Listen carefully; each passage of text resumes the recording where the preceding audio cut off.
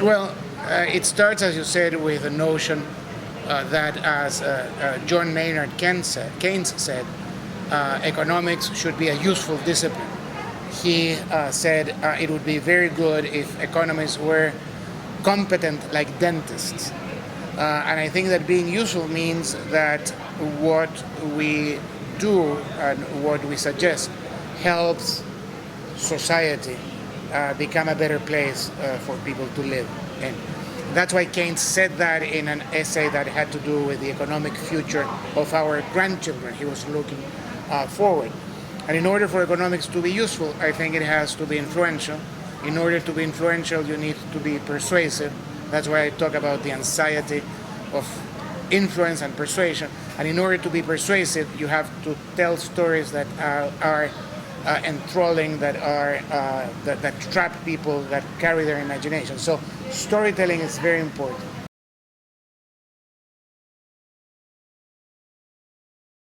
Yes, I think that storytelling is an essential part of the way we should do economics from a methodological point of view. I think that the way to do economics properly, in the sense of being influential, we need three elements, which are like the three legs of this table. We need the question. The question has to be very clear. We need a theory, a conceptual framework, and then we need data analysis.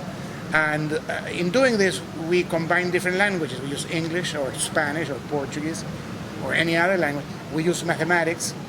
Samuelson had as an epigraph of this foundations, mathematics is a language. And we use art. I see statistics as sort of an art of being able to organize very large number of data points. And once we combine these three elements in a sort of harmonious way, we can tell stories that are compelling. If one of the three elements becomes too big, like I think maybe in the last 10 years or so, theory became too big, then the table is not stable. But I think we're regaining stability and equilibrium.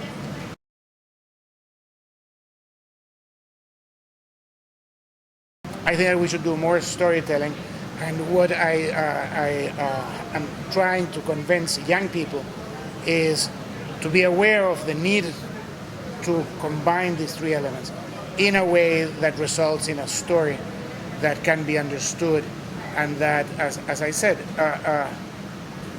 traps people's imagination. And only then we can be truly influential. And I think that we're doing that. Economists in Latin America are telling now very persuasive stories on ways to reduce poverty and inequality. And people are surprised that the region has done that.